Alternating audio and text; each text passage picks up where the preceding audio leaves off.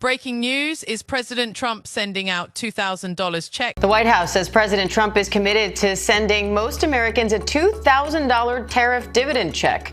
Trump proposed the policy on social media, saying dividends would be paid to everyone except, quote, high-income people. For the verification and further discussion, watch the full video and be with us up to the end. Trump has talked about sending a $2,000 checks to U.S. citizens earlier this year. He also talked about sending a Doge dividend. That didn't materialize. Should a citizens expect the $2,000 proposal? Is the White House committed to making that happen? The White House is committed to making that happen.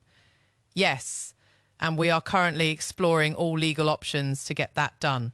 I don't have a timeline for you or any further details, but I can confirm for you that the president made it clear he wants to make it happen. And so his team of economic advisors are looking into it. And when we have an update, we'll provide one. So you said at the top that one of the costs of the government shutdown was that people missed their SNAP benefits.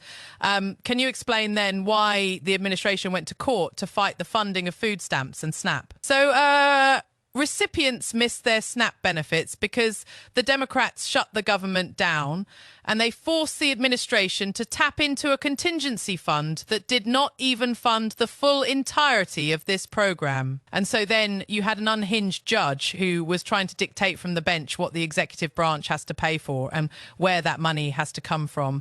That is judicial overreach at its finest.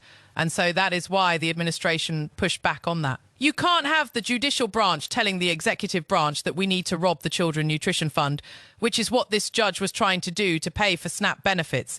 That is completely inappropriate. It is unconstitutional. We've been proven right with that legal argument. But now the good news is, again, thanks to Republicans, and in several hours, President Trump government is going to be reopened and SNAP recipients are going to receive their full benefits, which is what President Trump has always wanted to do, Stephen. Why also did you need the judicial process for that? I mean, during this shutdown, didn't the administration have a responsibility to tap into any of those reserves to ensure that essentially people rely on, we did tap into it, we did tap into the contingency fund, and then the judge told us, no, you have to get more money from a Children's Nutrition Fund. And we felt that was judicial overreach. She shouldn't tell the president which fund he has to rob, because the Democrats are holding the country hostage by shutting down the federal government.